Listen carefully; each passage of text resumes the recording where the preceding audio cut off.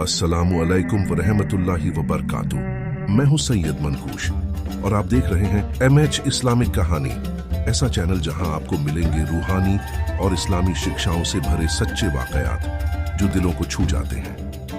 हम यहां इस्लामी वाकयात, पैगाम और जिंदगी से जुड़े आम और खास किस्से लेकर आते हैं जो न सिर्फ आपके इल्म में इजाफा करते हैं बल्कि आपके ईमान को भी मजबूत बनाते हैं।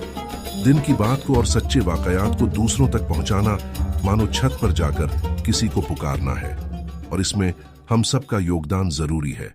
इसलिए आपसे गुजारिश है कि हमारे चैनल को सब्सक्राइब करें और इस नेक काम में हमारा साथ दें। हर नया वाकया सबसे पहले आप तक पहुंचे, इसके लिए बेल आइकन जरूर दबाएं, लाइक करें, कमेंट करके अपनी राय दें और इन वीडियो को दूसरों तक पहुंचाने के लिए ज्यादा से ज्यादा शेयर करें। जज़ाकल्लाह खैर और अल्लाह ताला आप सबको अपनी हिफाजत में रखे। इस्लाम के प्रारंभिक दौर में अहले जमीन पर शैतान का बड़ा प्रभाव था। अल्लाह से मांगकर मिली हुई मोहलत का फायदा उठाते हुए इब्लीस ने लोगों को बुरी राह पर डाल दिया था। पूरे समाज में शिर्क और बुत परस्ती आम हो चुकी थी। घर बुतखानों में बदल चुके थे और 5 बड़े बुतों की पूजा हो रही थी जिन्हें लोगों ने अपने माबूद मान लिया था। ये 5 बुत थे वद, सुआ, यौक, यूक और नस्र, जिन्हें मुश्किलें दूर करने वाला और हाजतें पूरी करने वाला समझा जाता था। कुरान मजीद ने इन बुतों के नामों को स्पष्ट रूप से बताया है और इनकी पूजा को इबादत के बुनियादी सिद्धांतों से खुला विरोध बताया है। लोग हजरत आदम अलैहिस्सलाम, हजरत शीश अलैहिस्सलाम और हजरत इदरीस अलैहिस्सलाम की तालीमात को पूरी तरह से भूल चुके थे। हजरत इदरीस अलैहिस्सलाम ने तो उनकी बढ़ती काफिराना हरकतों के खिलाफ जिहाद किया था, जो एक समय के लिए कामयाब भी हुआ। लोग थोड़े समय के लिए ही सही मगर वापस सच्चे दीन की तरफ लौटे। लेकिन अब हजरत इदरीस अलैहिस्सलाम को भी वफात पाए सैकड़ों बरस गुजर चुके थे। अब धरती पर शैतान का गहरा असर था और इब्लीस की चालबाजी ने लोगों को कुफ्र और शिर्क की दलदल में धकेल दिया था।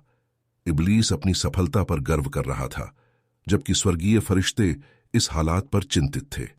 वे लगातार अल्लाह की बारगाह में नजर डाल रहे थे और उम्मीद कर रहे थे कि जल्द ही अल्लाह इन गुमराह लोगों पर अपनी रहमत भेजेगा। फरिश्ते इंतजार कर रहे थे कि अल्लाह कब शैतान और उसकी सेना की तबाही का हुक्म सुनाएगा। अल्लाह का एक कानून है कि जब धरती पर बुराई अपनी चरम सीमा पर पहुंच जाती है तो वह अपनी रहमत से एक नबी भेजता है। यह नबी लोगों को सच्चाई की तरफ बुलाता है और उन्हें गुमराही से बचाने की कोशिश करता है। इसी सिलसिले में अल्लाह ताला ने हजरत नूह अलैहिस्सलाम को भेजा। हजरत नूह अलैहिस्सलाम की दावत, हजरत नूह अलैहिस्सलाम का जिक्र कुरान मजीद की 29 सूरतों में आया है। उनकी पूरी जिंदगी को कुरान ने तफसील के साथ बयान किया है ताकि इंसान उनकी जिंदगी से सबक ले सके। हजरत नूह अलैहिस्सलाम का असल नाम अब्दुल मलक या अब्दुल आला बताया गया है और नूह अलैहिस्सलाम का लकब इसलिए दिया गया क्योंकि वह अपनी कौम पर लगातार रोते रहे और उन्हें सच्चाई की तरफ बुलाते रहे। उनके वालिद का नाम लामिक था। कुरान मजीद में बताया गया है कि हजरत नूह अलैहिस्सलाम 950 साल तक अपनी कौम के दरमियान रहे और उन्हें सही राह पर बुलाते रहे। बावजूद इसके उनकी कौम ने उनकी बातों को नजरअंदाज किया और शिर्क व बुतपरस्ती पर अड़े रहे। कौम का हाल और हजरत नूह अलैहिस्सलाम का सब्र। हजरत नूह अलैहिस्सलाम की कौम ने उनकी बातों को नकारा और उन पर तमाम तरह के इल्जामात लगाए। उनकी कौम के लोगों ने कहा कि नूह, तुम तो हमारे जैसे ही एक इंसान हो, तुम्हारी बातों में हमें कुछ खास नजर नहीं आता। उन्हें यह भ्रम था कि अल्लाह का पैगाम सिर्फ फरिश्तों के जरिए आ सकता है, जबकि अल्लाह ने इंसानों में से ही अपने नबियों को चुना। उनकी कौम के मुखिया और अमीर लोग हजरत नूह अलैहिस्सलाम की दावत को ठुकराते हुए कहते थे कि तुम्हारे पीछे चलने वाले तो सिर्फ गरीब और अदने लोग हैं। उन्होंने कहा, हम तुम्हें और तुम्हारे मानने वालों को तुच्छ और गुमनाम लोगों के सिवा कुछ नहीं देखते। हजरत नूह अलैहिस्सलाम ने अपने विरोधियों को जवाब दिया, मैं तुमसे इस दावत के बदले में कोई दौलत या इनाम नहीं मांगता। मेरा मकसद सिर्फ अल्लाह की रजा है और वही मुझे इसका बदला देगा। और जो लोग तुम्हारी निगाहों में तुच्छ हैं, मैं उन्हें खुद से दूर नहीं कर सकता क्योंकि वे अल्लाह की नजरों में मकबूल हैं। हजरत नूह अलैहिस्सलाम की कौम पर अल्लाह के अजाब का खतरा मंडरा रहा था, लेकिन कौम अब भी अपनी हठधर्मी पर कायम थी। हजरत नूह अलैहिस्सलाम की 950 साल की दावत और मेहनत के बावजूद गुमराही और शिर्क में घिरे लोग सत्य को मानने से इनकार करते रहे। अब उनके लिए फैसले का वक्त करीब आ गया था। हजरत नूह अलैहिस्सलाम ने अल्लाह से दुआ की, ऐ मेरे रब, मेरी कौम ने मुझे झूठा कहा है और अब वह रास्ते से भटक चुकी है। तू अब खुद ही हमारे और इन जालिमों के बीच फैसला कर। उनकी इस दुआ का जवाब आया और अल्लाह ने फरमाया, ऐ नूह, अब उन पर अजाब आने का वक्त आ गया है।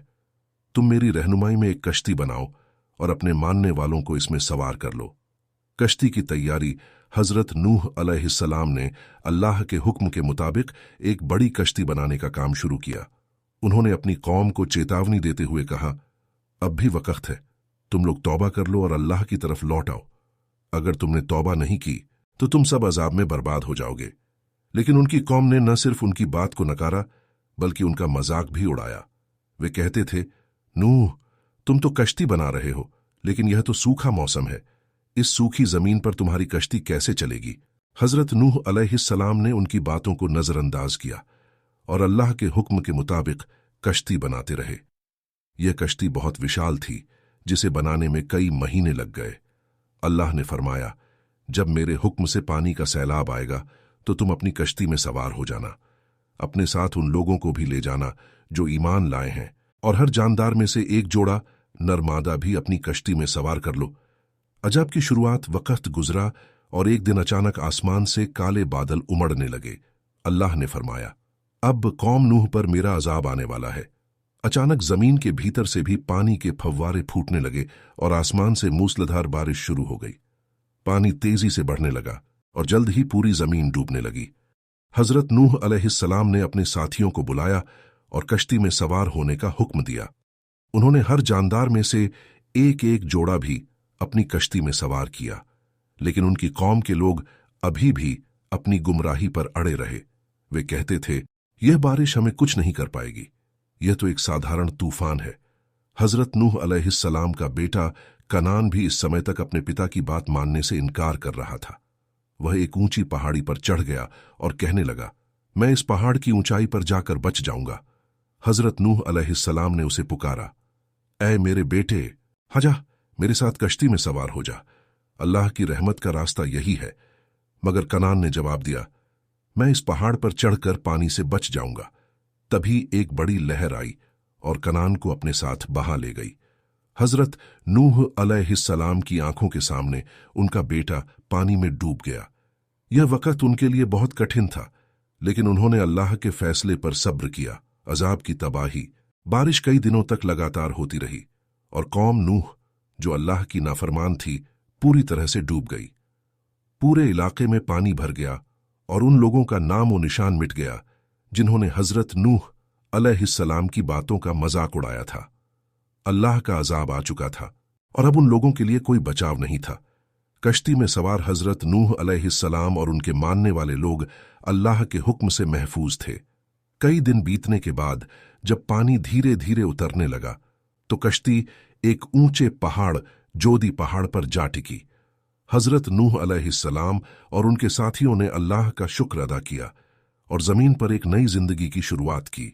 अल्लाह का वादा और सबक। अल्लाह ने हजरत नूह अलैहिस्सलाम से वादा किया कि अब उनकी कौम से नेक और ईमानदार लोग पैदा होंगे। ये लोग अल्लाह की इबादत करेंगे और उसकी राह पर चलेंगे। अल्लाह ने इंसानों के लिए हजरत नूह अलैहिस्सलाम की दावत और उनकी कौम पर आए अजाब को एक निशानी बना दिया ताकि आने वाली पीढ़ियां इससे सबक लें। कश्ती के जोदी पहाड़ पर ठहरने के बाद हजरत नूह अलैहिस्सलाम और उनके साथ बचने वाले ईमानदार लोग अब एक नई जिंदगी शुरू करने के लिए तैयार थे। उनकी कौम का सफाया हो चुका था और अब जमीन पर केवल वही लोग बचे थे जिन्होंने अल्लाह पर ईमान लाया था। यह अल्लाह की बड़ी रहमत थी कि उसने अपने नेक बंदों को बचा लिया था और अब एक नई शुरुआत का वक्त आ चुका था, नया समाज और उसकी बुनियाद। हजरत नूह अलैहिस्सलाम ने अल्लाह के हुक्म के मुताबिक अपने साथियों को एकजुट किया और उन्हें नई जिंदगी की दिशा दिखाने लगे। उन्होंने अपने साथियों से कहा, हमारी पिछली कौम का अंजाम तुम सब ने देख लिया, अब हमें इस नई जमीन पर अल्लाह की इबादत और उसके हुक्मों का पालन करते हुए एक नया समाज खड़ा करना है। ये हमारी जिम्मेदारी है कि हम ऐसी जिंदगी जिएं जिससे अल्लाह राजी हो।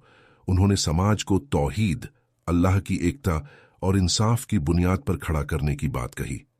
हर शख्स को यह याद दिलाया गया कि इंसानी जाति की भलाई सिर्फ और सिर्फ अल्लाह की इबादत और उसकी रजामंदी में है। हजरत नूह अलैहिस्सलाम के साथियों ने इस नए समाज की स्थापना में पूरी लगन से काम किया। उन्होंने खेती करना शुरू किया, मकान बनाए और जमीन पर फिर से एक सभ्यता की शुरुआत की। अल्लाह की इबादत का पैगाम। हजरत नूह अलैहिस्सलाम ने अपनी कौम को यह बताया कि अल्लाह की इबादत ही इंसान का असली मकसद है। उन्होंने कहा, जो भी अल्लाह की राह पर चलता है वही फलेगा फूलेगा। हमारी पहली कौम ने अल्लाह से मुंह मोड़ा और शिर्क, अल्लाह के साथ दूसरों को जोड़ना में पड़ गई, इसलिए उनका अंजाम तबाही था। हमें उस गुमराही से बचकर चलना है और सच्चाई के रास्ते पर चलना है। हजरत नूह अलैहिस्सलाम का हर लफ्ज कुरान की तालीमात और हदीसों की हिदायतों के मुताबिक था। वे हमेशा अपनी कौम को नसीहत देते कि अल्लाह की इबादत ही उनका मकसद है और यही उन्हें दुनिया और आखिरत में कामयाब करेगी। अल्लाह का इनाम। हजरत नूह अलैहिस्सलाम और उनके साथी नेक और पाक दिल से अल्लाह की इबादत में लगे रहे। अल्लाह ने उनके लिए जमीन को बरकत कर दिया, जिससे जमीन उपजाऊ हो गई और उन्हें बहुत सारी नेमतें हासिल हुईं। उनकी फसलें खूब लहलहाईं, जानवर भी बढ़े और हर तरफ खुशहाली का माहौल बन गया। यह अल्लाह का इनाम था उन लोगों के लिए जो सच्चाई पर अडिग रहे और गुमराही के रास्ते से दूर रहे। सबक और हिदायत। हजरत नूह अलैहिस्सलाम की यह कहानी हम सबके लिए एक बहुत बड़ा सबक है। यह हमें सिखाती है कि अगर हम अल्लाह की राह पर चलेंगे, उसकी इबादत करेंगे और उसके नबियों की हिदायतों पर अमल करेंगे तो हमारी जिंदगी में कामयाबी और बरकत होगी। लेकिन अगर हम गुमराही और शिर्क में पड़ेंगे तो हमें वही अंजाम भुगतना पड़ेगा जो हजरत नूह अलैहिस्सलाम की पिछली कौम को भुगतना पड़ा। कुरान में अल्लाह ने फरमाया, वास्तव में जो लोग अल्लाह की नाफरमानी करते हैं और शिर्क करते हैं उनका ठिकाना दोजख है, और जो लोग अल्लाह की राह पर चलते हैं उन्हें वह जन्नत में दाखिल करेगा, जहां उन्हें ऐसी नेमतें मिलेंगी जो उन्होंने कभी सोची भी नहीं होंगी।